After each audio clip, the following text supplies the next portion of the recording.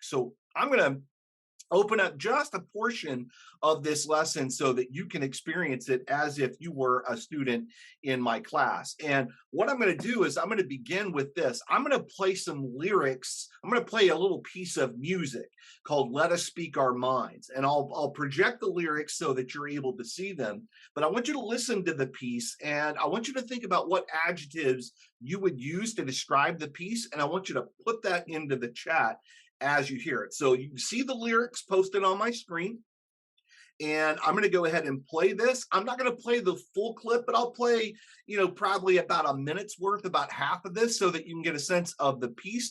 But I want you to use the chat through Zoom and begin to type in some words that would describe the mood of the music that you hear.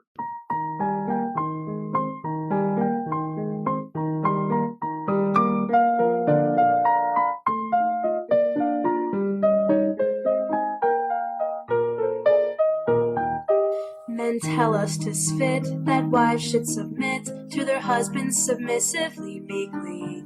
Though whatever they say, their wives should obey, unquestioning, stupidly, weakly. Our husbands would make us their own dictum take, without ever a wherefore or why for it.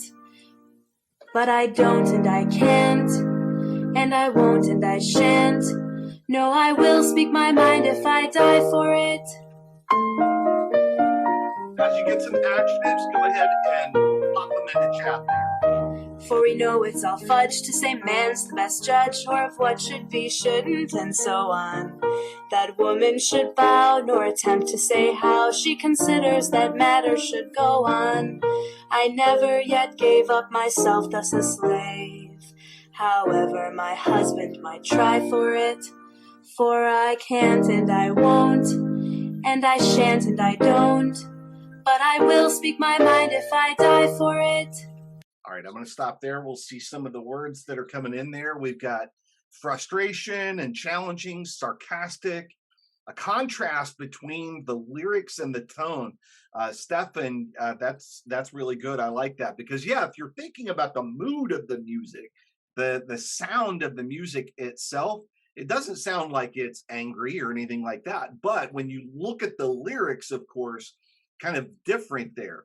So when the students start this lesson, we give them this piece of music, and then we have them answer some questions based off of it. And then what we do is we use that as a transition to introduce the topic. That this is an example, a primary source, and an example of a movement that was really important during the mid-19th century, was the women's rights movement. And we're going to be looking at all of these different reform movements over the next several days in class.